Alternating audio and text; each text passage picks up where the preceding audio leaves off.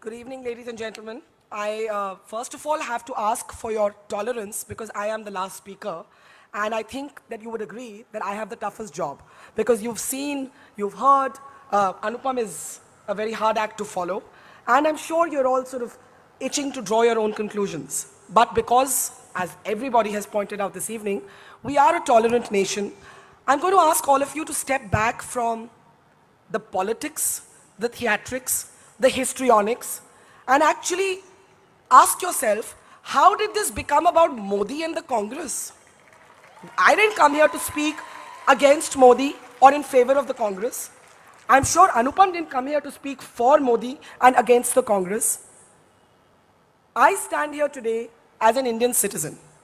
Nowhere in the framing of the subject, tolerance is the new intolerance, did I see a reference to Modi. Did I see a reference to the BJP? Did I see a reference to a timeline? Did I see a reference to the idea of India being endangered? These are all cliches. Let's talk instead of the environment that we operate in today. And who has created that environment? Is it politicians or is it all of us? Have we as Indians forgotten the art of conversation? As a television host who presents the 9 p.m. news and goes up in competition against somebody who believes that splitting the screen into 8 boxes and then shouting the loudest is what qualifies as journalism, and the absence of nuance is what qualifies as entertainment, I worry in fact, most of all, for the intolerance of my own fraternity, the media. I worry at how somehow we have converted news into theater and our narratives have become reductionist, and I'm afraid in this city, which prides itself on its intelligence, I know that all of you will agree with me that certain narratives are dumbing us down. We are more intelligent than this nationalism versus anti-nationalism narrative. We are proud Indians and we do not need anybody to certify that for us. Please tell me if you agree. Do you agree? Do you agree? Let's hear that louder. Thank you. Now let me tell you that since we have agreed that we do not need certificates, about a young man I met last night. He's about this short.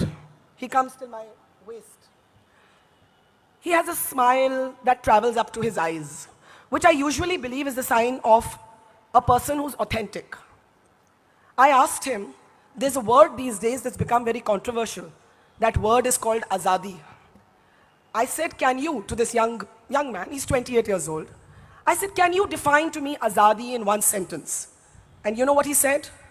Azadi for me is the freedom to implement the Indian Constitution. First, let me ask you, do you all agree with this definition?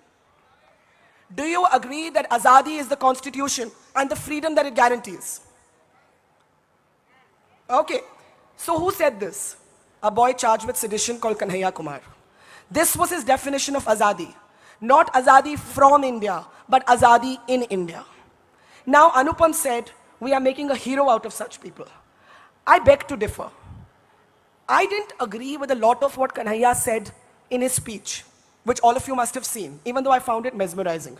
I didn't agree, and I don't know if it's sacrilege to say this in Bengal, but I guess not because Mamta's in power, because I'm not a Marxist. I'm actually a capitalist. And to that extent, my left liberal friends actually don't like me because there are many things about me that go militate against the left. I like the army. I cut my teeth as a reporter covering the Kargil war. I've done more than 100 shows in the Indian Soldier, and I'm a free marketeer. But along with being a free marketeer, I'm also a free thinker. And the reason somebody like me believes that the government messed up badly on its handling of JNU is A, because the boy they arrested, I think they've got the wrong boy. There isn't a single documentary evidence to show that he raised any slogans about Bharat Ki Barbadi or Afzal Guru, except one doctored video played out by 3 television channels who should be ashamed of themselves for reducing the ethics of journalism in doing this. Secondly, let's assume that some slogans were raised that were disturbing. And they were. Do I agree with those slogans? Absolutely not. Do I find them disturbing? Absolutely. But what about hypocrisy? Let me tell you what I mean by hypocrisy. Jai Lalita, known to enjoy a good rapport with the current government, 2 days ago passed an order that Rajiv Gandhi's killers should be released, convicted terrorists. No one called her anti-national. Prakash Singh Badal, an ally of the BJP, has written letter after letter. Two hardened convicted terrorists, Rajuana, Bhullar, should be released. Nobody called them anti-national. Mufti Muhammad Saeed, the chief minister of a BJP PDP government, when Afzal Guru was being executed, wrote a letter saying that the execution had been done in unholy haste. ये मैं नहीं बोल रही, ये मुफ्ती साहब ने बोला. उन्होंने आगे बोला कि ये जो एग्जीक्यूशन है ये कश्मीर की हिस्ट्री में एक नेगेटिव, कश्मीर की पेनफुल हिस्ट्री में एक नेगेटिव रेफरेंस पॉइंट बनकर रहेगा. लेकिन बीजेपी ने तो मुफ्ती साहब के साथ सरकार बनाई. तो आप मुझे बताएं कोलकाता के लोग कि अगर मुफ्ती साहब एंटी नेशनल नहीं है, प्रकाश सिंह बादल एंटी नेशनल नहीं है और जयललिता एंटी नेशनल नहीं है, अगर बीजेपी और पीडीपी की अलायंस में एक कमिटमेंट है कि हुर्रियत, आप हुर्रियत को जानते हैं, दे कश्मीरी सेपरेटिस्ट, हार्डन सेपरेटिस्ट, उनकी अग्रीमेंट में एक कमिटमेंट है कि हुर्रियत के साथ डायलॉग होगा. So you will talk to hardened separatists as a commitment to the PDP. You will allow Jayalalitha to order a release of Rajiv's killers. Rajnath Singh will say he will consider Prakash Singh Badal's petition to release convicted terrorists. But you will lock away 4 students for 4 slogans. Hypocrisy, hypocrisy, hypocrisy. I'm sorry, but this is sheer hypocrisy. Now the bell tells me that I have 3 minutes left. And with apologies to my friend Randeep, I want to say something here. What I want to say is that first we saw this word called secularism being corroded by competitive politics. I call 1984 and 2002 the bookends of our debate around secularism, within which both of these parties have played competitive politics and corroded the notion of secularism. Now, I'm afraid the same thing is being done with nationalism. There were pseudo-secularists, now there are pseudo-patriots. And in this way, we see these slogans that we took for granted actually getting politicized and corroded. I stand here as a citizen, certainly not as a supporter of the Congress or a supporter of the BJP or for that matter any other party. I think the emergency was shameful. I think the censorship of the satanic verses was shameful. I think the way Babri Masjid was coordinated between the BJP and the Congress, with Rajiv Gandhi allowing the unlocking of the masjid and the BJP bringing it down, both in our history have to take the blame for that. And are we going to step back? We the people who are tolerant, who want to live and let live, who want to let people wear what they want, and yes, eat beef if they want. In Bengal, you can say this, but today you can't say this in Delhi. You can't say this in Uttar Pradesh. How shocking is it that in Uttar Pradesh, the meat in Dadri, in Akhlaq's fridge, was sent for testing to see whether it is beef or mutton. What sort of country have we become where the meat is more important than the manslaughter? And this has nothing to do with any political party. This has to do with the politicization of all values that are dear to me as an Indian. Secularism was dear to me, my politicians took it away from me. So today I say pluralism.